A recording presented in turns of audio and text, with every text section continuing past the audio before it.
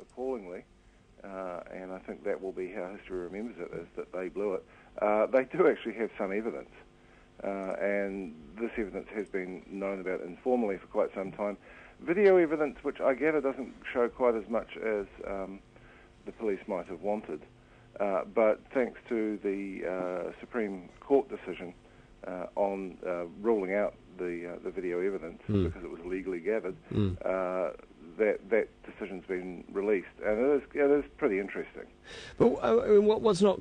I mean, did they make it clear in the article about the intent? That was. I mean, there was Molotov cocktails and a few semi-automatic guns and whatnot. But what was the intent?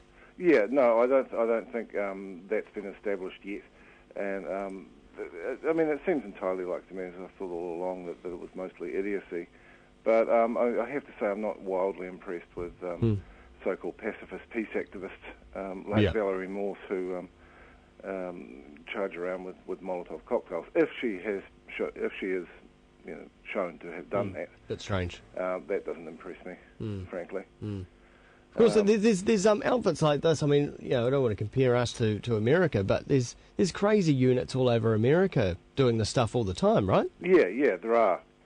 But I mean, I still am not inclined to say it doesn't matter, because the moment someone picks up a gun to try and influence the political process, then that deprives me of my rights, basically. Sure. That's the way I see it. Yep.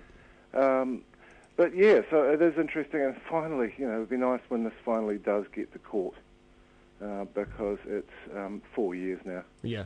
And this is ridiculous. This should have been dealt with much sooner. It should have been dealt with differently by the police. They thought they had a Terrorism Suppression Act case, and the Solicitor General said, no, you don't. When something bridges 3 political terms, it's way too long. Yeah, it is. It's ridiculous. Another big story on the Herald this morning. This one's really weird. The headline is World Cup crippling NZRU coffers. Yes, and we have always known that hosting the Rugby World Cup is not a moneymaker, which is why the government's underwriting the event.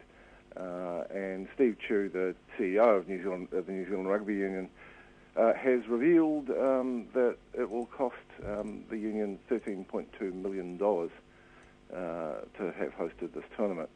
The idea that somehow that would prevent the All Blacks competing in the 2015 Rugby World Cup in 4 years' time, that sounds like political manoeuvring. Oh, absolutely. There's no way the All Blacks won't be there. No. But this is their way of raising the issue that actually the way the money goes in Rugby World Cups perhaps doesn't work for the unions involved. But I see, I'm puzzled in this new commercialised area of sport where the sponsors get everything, Adidas and whatnot. Are they not going to come to the taxpayer looking for money? Are they? One would hope not, because rugby is a business that should be able to stand on its own two feet. It gets an enormous amount of money from TV rights, and it does actually make money from staging matches.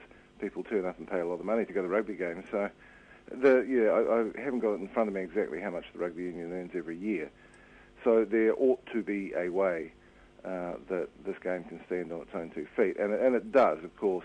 And I think the chances of the All Blacks not being involved in the World Cup in 2015 are extremely slim. This is pure politics. Indeed. Okay, well, moving on to the Media 7 show this week, you're looking at ownership of the media.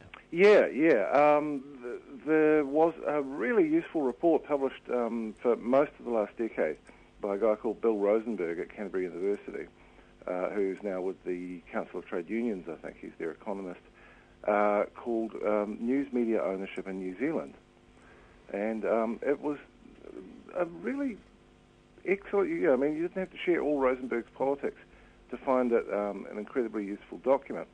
But also it was clearly a lot of work. The last one was 60,000 words. Yeah.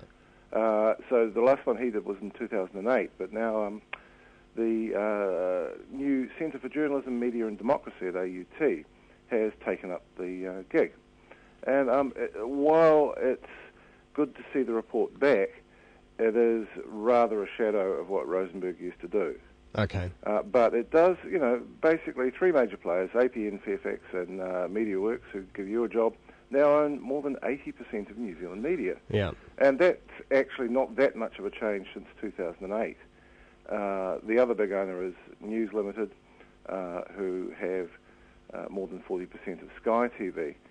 And apart from those, I mean, this has been the case in the New Zealand media landscape for quite a long time, is that two companies own almost all the radio, two companies own almost all the newspapers. One, the free-to-air TV is slightly, there's a little bit more shared around.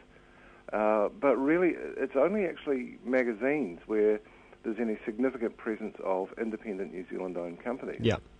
And that's been the case for quite a long time. Even there, you've still got big publishers, but you look at something like Tangible Media, where Vincent Herring is, they've been nimble enough to find niches that the big guys can't, and they're actually doing business quite successfully. But otherwise in New Zealand, and I think this is actually a bigger issue in some ways than the fact that these big companies are foreign-owned. Otherwise, the problem is that there's very little diversity of ownership. Now, you don't get a market there. And when this study came out a couple of weeks ago, people were talking about the effect of ownership on democracy in New Zealand. Yeah, because I think you would still have to look fairly hard in New Zealand to find examples of cases where newspapers have or have not covered a story because of the interests of their proprietors. I don't think it quite works like that.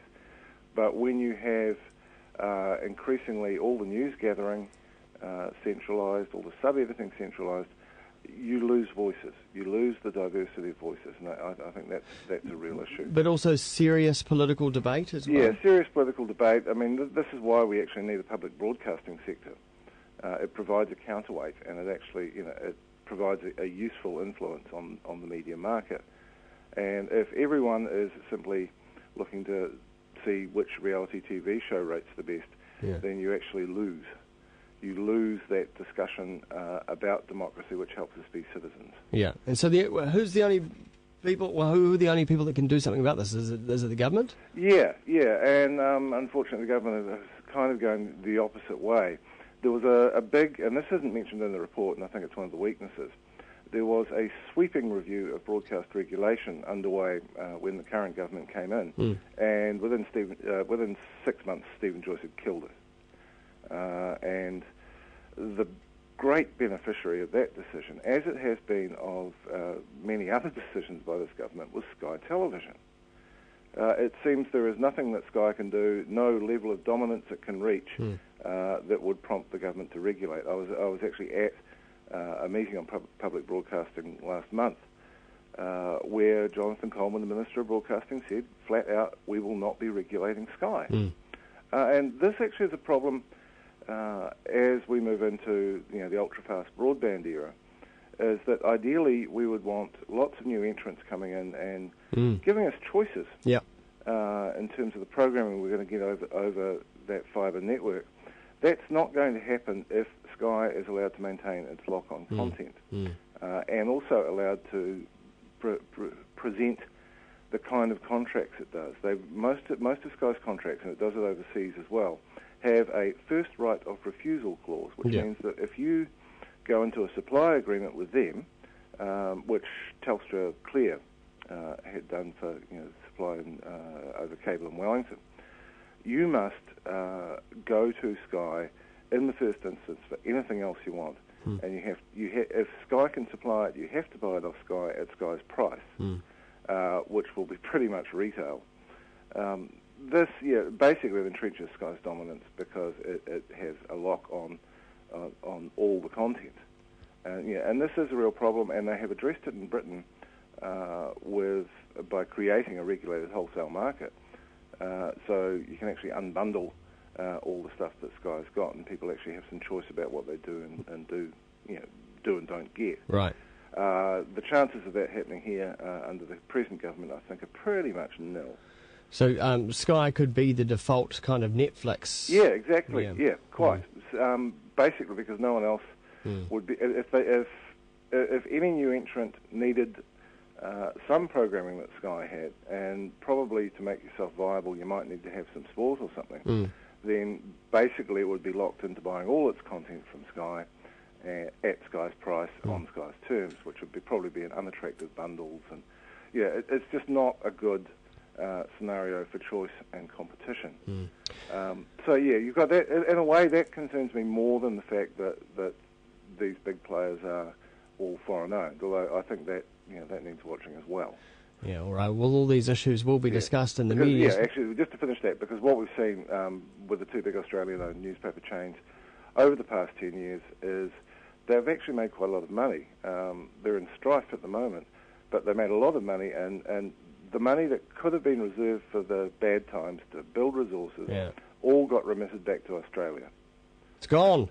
Yep, gone. Media 7 show on TVZ7 on Thursday evening is where you'll find it just after 9 o'clock. Jolly good. Thanks very much, Russell. Cheers. Time now on Kiwi is